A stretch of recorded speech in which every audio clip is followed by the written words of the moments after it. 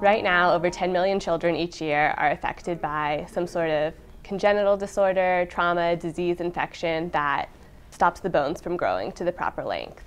The current procedure for doing that is called linear distraction. We are team break and make comes from the process of making the bone longer. You surgically fracture it, you break it, and then you make it longer by slowly pulling it apart. So we are team break and make, or team BAM, and we were working to improve the currently existing device for completing this procedure. So our innovation is to improve, after the device is put on, is to actually automate the whole distraction process and to actually create a force feedback that is actually customized to a personal growth of each patient. Okay, so what you're seeing here is this is what we're modeling as a leg bone. And so say this leg bone were shorter than the other of your two legs, you'd want to do this procedure, and it's called distraction osteogenesis, but basically that's just to make the leg longer so that it's the same length as your other one.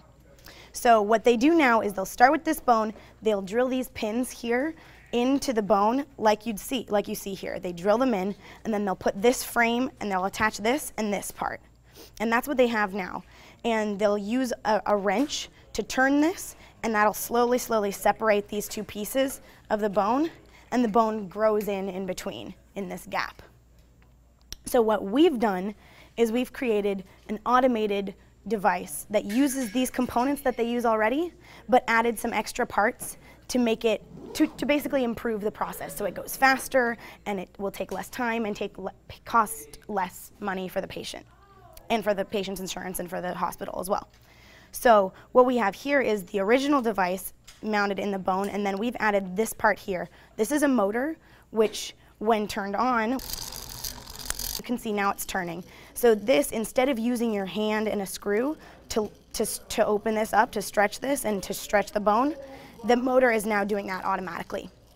This is doing it about 5,000 times faster than you would actually do this on a person, but it's just so that you can see right now how it works. The motor's going and going, and then if it gets to be going too fast to where it's doing damage to your nerves or your muscles or your tendons around the bone, it'll automatically shut off the motor, and it'll stop stretching the bone, so it doesn't do any damage, and you won't have to go back in and get another surgery or something like that. It was an amazing opportunity. I didn't even know about this problem existing before I heard about this project and got to work on it.